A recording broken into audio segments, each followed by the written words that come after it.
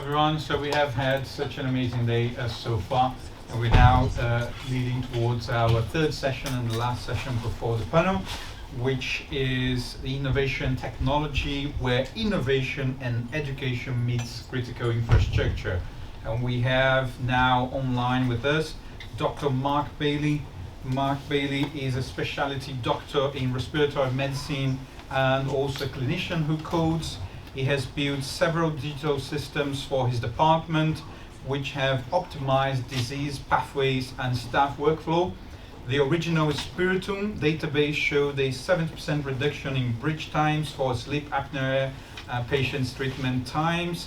His robotic process automation program, created by Mark, called Quick Spiritum, speed up routine clinical tasks by 30%. Mark is on the council for the Faculty of Clinical Informaticians in the UK, board member for the NHS PyCon, and also a student on the NHS Digital Academy Digital Leadership course. And Mark also works very closely with our Masters in Health Technologies at the University of Gloucestershire. So it's a pleasure to have Mark with us. He's online and he's going to be talking about the an NHS roadmap into health tech. Thank you, Mark. Thank you very much, Tiago. Can everyone hear me? Yeah. Yes, we can, Mark. Fantastic. No, thank you for that quick introduction. You've taken away pretty much what I'm going to say in the second slide about where I sit within the NHS and digital. And Tiago and the fantastic digital team have asked me to present today, and thank you very much for that, about the NHS roadmap into health tech. I'm just going to turn the volume down on my side because I can hear myself. Right. So it's a long and convoluted path, I think, and it's been going for decades. And as you can see from this picture I have on the slide, we can't even see the end of the road. But there's a path we're following, and we're going in the right direction, I think. Now, most of the stuff I'm going to talk about today is my own opinion about things. I'm not a high-up senior policymaker at all in the NHS. I'm a frontline clinical staff member who does respiratory medicine in all the clinics and all the inpatient, outpatient work related to that. But also, as Tiago said, a clinician who codes. And he's pretty much covered this entire slide. Council member for the FCI, board member NHS PyCon, and so on. The second icon there that looks like a dandelion, that's our Spiritum icon for the apps that I've been building with my department, and we're currently working on Spiritum Duo, which is a new automated digitized cancer pathway. We're working currently on lung cancer, and I have two fantastic students who Tiago has introduced me to, and who've been working with me for about 9 months now on creating this new digital pathway, which should be modular open source to other disease sites and other trusts, other hospitals within England, UK, abroad even, can utilize the work that we're working on at the moment, building it with the digital team at my trust in Gloucestershire. Now, Gloucestershire Trust, so that's the hospital, Cheltenham Hospital and Gloucester Hospital, together they make the trust. We have a digital score for inpatient work of quite low at 0.02 out of 7, 7 being the most digitized you can be and 0 being not digitized, and that's where it currently was in 2019. We want to be 6 by 2024. Quite ambitious. It's possible that we get there, but there's a lot of work going on within the hospitals at the moment to make sure this happens. Around this work, which is sort of standardized work within the whole of the NHS, we have to get digital into the NHS and helping patient pathways and treatment. We want to also do innovation. And we want to build a clinical informatics hub, which is a place where people can bring ideas, we can build these digital ideas and help improve pathways, workloads, workflows, and so on. And the lung cancer pathway that I just mentioned, that is a pilot for the Clinical Informatics Hub. It's something that we've drawn up paperwork for and ideas behind and process maps for within our trust, but funding, as always, is an issue to actually make it reality. As some of you may have heard, only just last week, but things have just changed as well the last few days. But anyway, just last week, it was announced by the government that they're going to earmark £2 billion for digitising NHS and social care, so that's primary care, GP, secondary care, hospitals, and also social care and community hospitals and so on, and digitising all of that. They haven't given a timeline, as far as I can tell, over what period, and is this a new naming of previously sort of earmarked money or not, but they've said £2 billion, which is, you know, a nice number. Considering the national programme for IT costs 10 times more than that and didn't work out very well, that's all to be decided how successful this would be. That's probably something from the QA section. And as Sajid Javid said last week, we need to have 90% of hospitals have an e-trial next year, 10% in the process of actually procuring it. But as you probably heard in the news, our Secretary for Health is resigning, so it'll be interesting to see if these points change. He wants to expand the NHS app. As you know, patients are able now to see their primary care, their GP records on the app, anything that's been recently added, and they're going to also go backwards and show some of the older data as well. And we need to upskill the workforce in the NHS. We need 10,000 more digital positions. So these are analysts, computer scientists, data scientists, and so on, to help with digitizing the NHS. As you all know, everything, you know, health, you know, sciences, any industry is now being digitized. It has to keep up with current trends and, you know, save data and improve workflows and so on. And it's quite important, I think, to embed digital into all curricula. So as part of my position in the NHS, the Faculty of Clinical Informatics board, I'm trying to help get digital into curricula, so into medicine, into nursing, midwifery, and so on. Working with Tiago on the MSc in health tech, and just getting people accredited to be, you know, competent in doing digital, but also getting courses like the one locally, the MSc, accredited to show that it's actually showing core competencies in digital. Now, we've spoken quite a lot about this. Just in March of this year, we had our inaugural conference, Let's Talk Digital, on the 18th of March at the Gloucester campus. Many thanks to Gloucestershire University and also the Swank Alliance Group helping to fund this. And I was one of the co-hosts along with Tiago and Helen Winter. And we spoke a lot about the problems, well, some of the solutions people found and some of the very, you know, very beneficial solutions that people found, but also how do they get through these barriers? And we were discussing also how can we work together and actually, you know, we're all trying to solve the same problems. Different trusts around the whole of the UK are trying to solve the same problem. Why not actually work together to do it together and, you know, not expend all this money and time and effort on lots of different solutions when one solution or a few solutions would be better. Now we're thinking of having quarterly meetings as a spin-off from this Let's Talk Digital called Let's Do Digital. It's an idea at the moment, even a clinical informatics hub for the Southwest, or at least Gloucestershire. Other people can take up the name or the ideology about actually working together, thinking of new digital solutions and building them, and then, you know, sharing that knowledge as well. And our first quarterly will be on the 18th of May. And sorry, not the quarterly. The quarterly will be actually next week on Friday, on the 11th at 11 o'clock, and I can give the details for that. But the next conference will be on the 18th of May 2023, and the astute of you looking at my slide will see that it's not actually a Tuesday, but it's a Thursday. So if you're interested, I can give the details for the conference, and please join. It'd be fantastic to hear about people that have solved health care problems and how they got past the barriers and so on. Now, the Clinical Informatics Hub, it's something that we need to discuss. It's something that needs to be funded. It's something that needs to be expanded upon. I very much love digital innovation. I've got quite a few apps in my department, which I want to roll out within my trust and further afield. I'm also liaising with a colleague in Oxford. And the hub, as I was saying, I would love it to be a place where we can come up with ideas and work them together, but funding and staffing is going to be an issue. Most of the clinical informatics work I do at the moment is actually in my own time. So a place for ideas. And I'd love to get ideas from anyone and everyone. doctors, nurses, midwives, secretaries, porters, patients, for example. And of course, we'll get crazy ideas, but actually, out of all those crazy ideas, 1% of those ideas are fantastic. Actually, make a difference to patients' management, to workflows, workloads. As you know, there's understaffing on the funding in the NHS. How about if we just make life easier for people rather than more difficult by using digital? And digital coming, like I said, in my mind, it's a tsunami.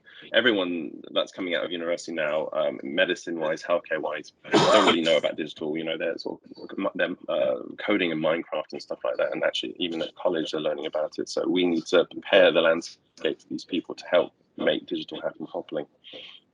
And I've had ideas about how people could submit ideas. This is a wireframe of Let's Do Digital website where people can submit ideas. We can then rank these ideas and build the ones from the top. Ranking, this is going to be open source, open standards, open collaboration, open discussions about what we're doing, how we're doing it. And so it'd be great to get people's ideas on how to rank these, and we can talk about ranking orders and so on. Measurements of success, looking at how we've improved things, quality improvement programs, speed of processes, staff feedback, patient feedback, measuring safety, error rates, and so on. And I want to share all the work that we're doing far and wide.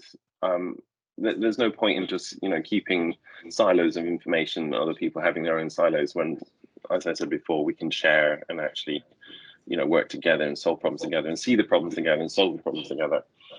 So from the hub, I want to have diaries and blogs, which we're already doing for the pilot in the lung cancer pathway work that we're doing. Open standards, learnings and sources, as I mentioned. Academic, clinical and industrial involvement is a must. And at the moment, the Let's Do Digital and Let's Talk Digital work has been hosted on the SWAG, so that's the Southwest Cancer Alliance Group's website. And in terms of academics, want to have the MSc, as we're building, me and Tiago and his team, that we're going to be starting in September for health tech, and also Rob Blagden is, sorry, I cut out for a second there. Rob Blagden, I understand, has also done a digital leadership course, which is fantastic to see after he did his MSS in digital leadership with the NHS. Apprenticeships, would love to get them on board, a 2-year apprenticeship, so we continue the information and keep it in-house and so on, and train up clinical and computer scientists to be the workforce that we need in the NHS. I'd like to thank the SWAG Cancer Alliance Group and Gloucestershire CCG, which has now moved to the Gloucestershire ICS, Integrated Care System, for funding the 2 computer sciences students I had, Nick and Joe. Many thanks. Any questions? Brilliant. Thank you very much, Mark.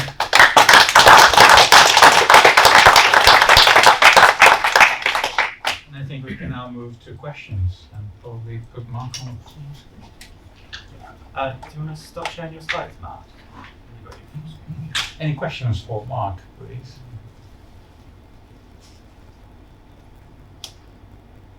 Yeah. Hi. Can you hear me? Yeah.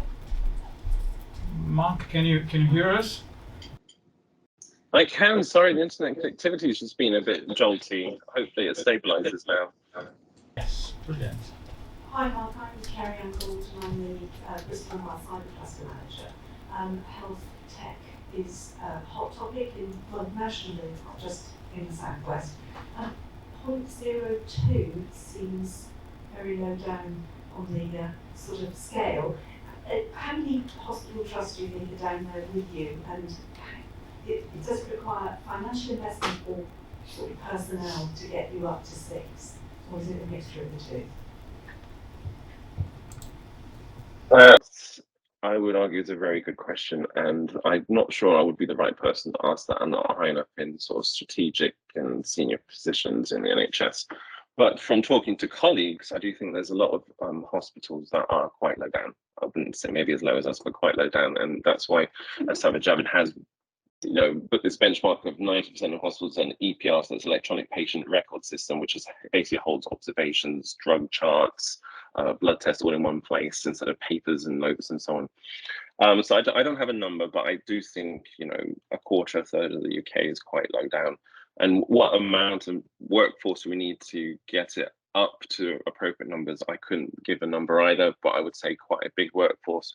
But it's not just about getting new people, and it's also, I think, about educating the people who currently have. There's a lot of people that I meet on a daily basis that just don't understand digital and health tech and how it can help and how they can use websites and web apps and so on to actually, manage their diseases and, make life easier for the patient and also the staff who have to, for example, repeatedly answer phone calls for a patient chasing up a lab result and so on. Thank you. Do we have more questions for Mark? Thank you. Hi Mark, thanks for it's a bit loud, isn't it? Hi Mark, it's Rich York from Sinam, the Kerry Amps equivalent in Cheltenham and Gloucestershire. I'm interested to know if there's organisations that are looking to sort of innovate in the health tech space, how they can sort of work together with the trust to do that. Sorry, could someone repeat that? I only heard half of that. Yeah, sorry, I'll try again. If there's startups or businesses wanting to innovate in the health tech space, how can they engage with the trust to do that? Okay.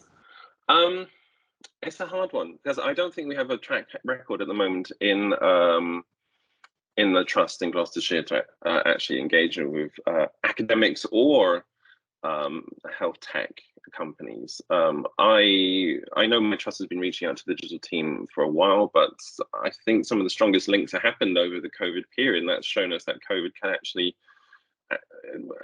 digital during COVID can actually improve things and speed things up. Now, we worked with NHS Skunkworks on some patients' prognosis, how long their stay will be, but of course that's within the NHS. In terms of companies, I know the ophthalmology group are doing a lot of work with their diabetic eye research and AI and stuff around that. But our track record at the moment is not very high up. That being said, we are looking into some funding from some national grants to help actually start collaborative efforts with academia and health tech. So the short answer is watch this space and perhaps liaise with us and see what happens the next year or two. Yeah, if I could add, Mark, probably the whole idea of the clinical informatics hub that is being created with the NHS and the university is not very different from the Sign-On initiative, if you think about it.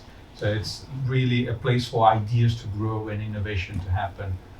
As well, and that's one of our ideas for the masters we're doing with the NHS, which is to bring problems that the NHS have, build in-house solutions and bring it to this. So I think I would repeat what Mark just said, come and talk to us. Thank you. Do we have more questions? Do we have more questions? Mark, I actually have one for you because you missed the morning part, and in the morning we talked about national... Yeah, sorry about that. That's okay, we're all missing you here. But in the morning we talked about critical national infrastructure and cybersecurity, and obviously the NHS health is pretty much in the heart of it, or it's part of it. How do you see, what are your thoughts in terms of the NHS as part of a national critical infrastructure and cybersecurity threats, and the current state of the NHS? That's a good question. I give my opinion on that. I'm not sure it would be highly valid, but definitely an opinion on that. It's interesting. We're very close to GCHQ. We're very close to the digital space from the university, but our trust is very far behind, as you've all seen. 0.02 a few years ago, a bit higher up now at the moment, but I'm not sure what the actual calculation is. But we have some very important people working in our county, and we need to protect their health data that can't be exploited for like other worrisome efforts from elsewhere within the country outside. In terms of how well our cybersecurity is being done in Gloucester in the UK, I wouldn't be able to answer that. But we have a cybersecurity team in our trust who, are working quite hard as far as I can say. But I'm not sure I can give much more than just a small opinion on that side of things. Sorry. Do we have any more questions? Yeah.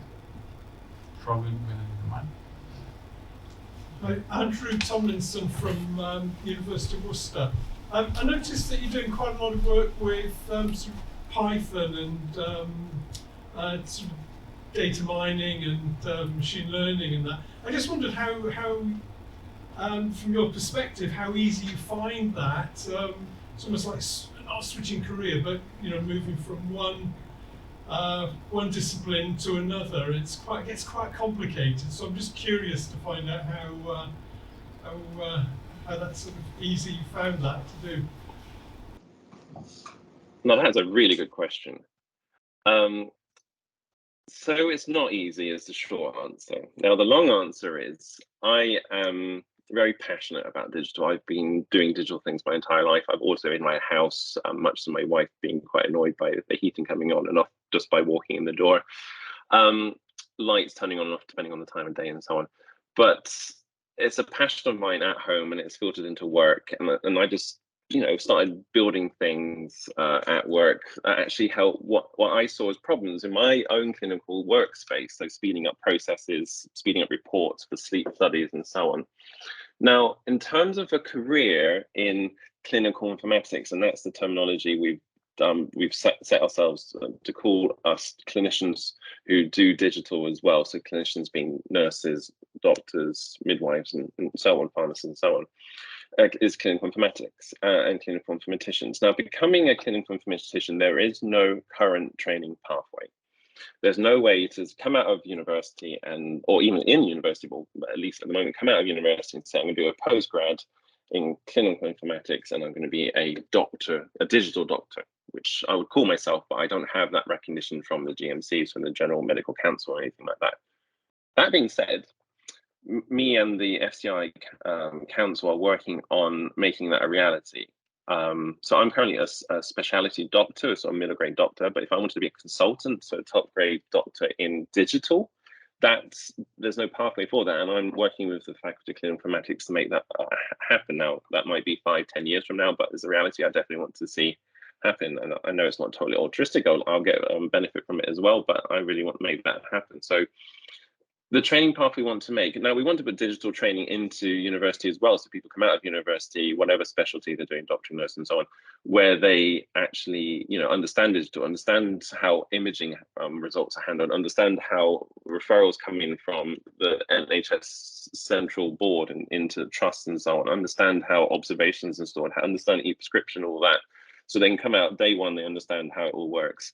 So there's basically the undergrad curricula that we want to build, a postgrad curricula we want to build, and core competencies, which we have in the FCI, 110 of them, so we need to sort of work out how we make those a bit more palatable, to actually show competency to be a clinical informatician, and at the end of the day, be appreciated that this is the job you're doing, you're actually competent doing that. At the moment, most of the work I do in digital informatics, I do because it's a passion. I do not actually get paid very much for the digital work I do. And that's quite a common story with people. They just do it as a sideline job. That being said, there are official positions to be digital informaticians. So CCIOs, which is Chief Clinical Informatics Officer, they help with basically liaising between clinicians and the digital team. And there's the nursing equivalents, pharmacist equivalents, and so on. But outside of that, in terms of innovation, that's where my passion really is, digital innovation. There isn't many places in the UK that even do innovation within the NHS. But I think this watch this space again, 5-10 years from now, I think it'll be very much a reality. And things like the MSc at Gloucester University, and there's a few other MScs elsewhere, but I'm passionate about the Gloucestershire one because I'm very much getting involved with it and I can see how it's going to benefit everyone. It will be a reality, in that time frame, I think.